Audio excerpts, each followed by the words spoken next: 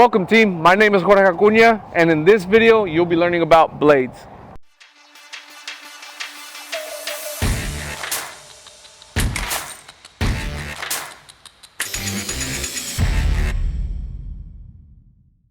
In the following series of videos you'll be learning about how to properly communicate during your THA, any hazards associated with that piece of equipment, the inspection of the equipment, the startup of the equipment, the operation of the equipment, and the parking and shutting down of the engine. The following requirements are based on our EHS safety manual and the equipment's operator manual. Remember, as an operator of that piece of equipment, it is your responsibility to read that operator's manual. We start our day with our daily THA meeting. This is when an operator communicates the dangers that all employees have to watch out for around a piece of equipment. Designate a signal person if it is needed. Talk about existing utilities in the area where the machine is being operated, and the process of the operator and other employees involved with the task of the day. We're starting off our inspection looking at the tread of the tires, and we're looking at the wheels to make sure that there's no missing lug nuts, no damage to the wheels or the tires. We're looking at the suspension, at all the hoses in the front. We're looking at the blade. Now we're at the turntable, looking at all the hoses, the cylinders. We're looking at the blade and the cutting edges to make sure they're in good condition. You want to look at your rails and your steps to make sure you have proper entry and exit of the equipment. You want to inspect the rollover protection and the windows. In the engine compartment, you want to check all your hoses, any damage, any leaks, you want to write that down. You want to check your oil levels, make sure that they are in good condition.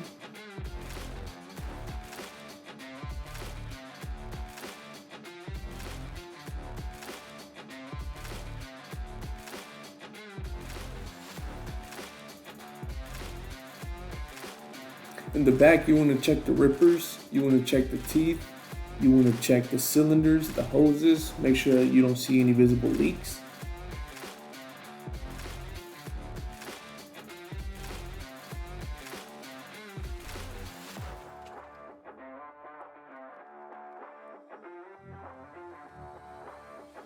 Again, you want to do a quick 360 around your cab, look at all the windows, look at all your mirrors, look at your steps on the other side, your wipers.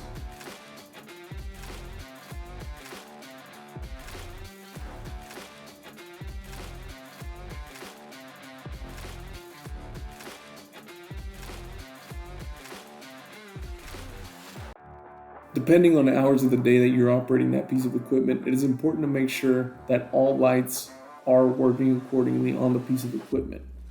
During the day, it might not be an issue, but if you're working early in the morning or at the nighttime, you might want to get that checked.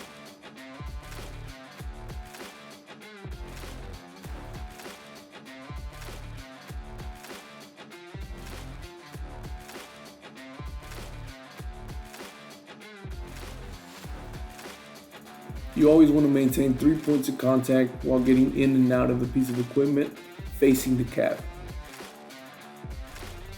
First thing you always want to do before starting that piece of equipment is make sure you put on your seatbelt and you adjust your seat.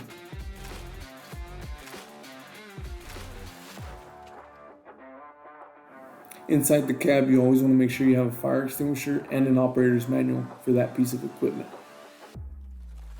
You want to make sure all gauges, buttons, and functions work accordingly and are legible for that piece of equipment.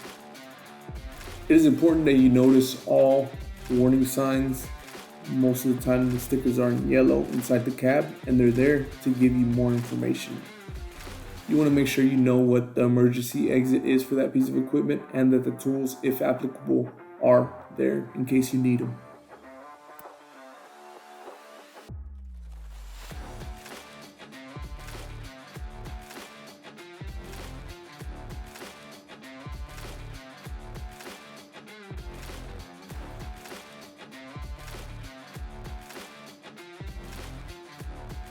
You want to make sure that your rear view mirrors are in good condition and are adjusted to best fit you and your operation. Even though some equipment now comes with rear view cameras, it is important to always look back whenever you were backing up, and that your backup alarm functions on that piece of equipment. If it doesn't, the only way you can operate it is if you have spotters.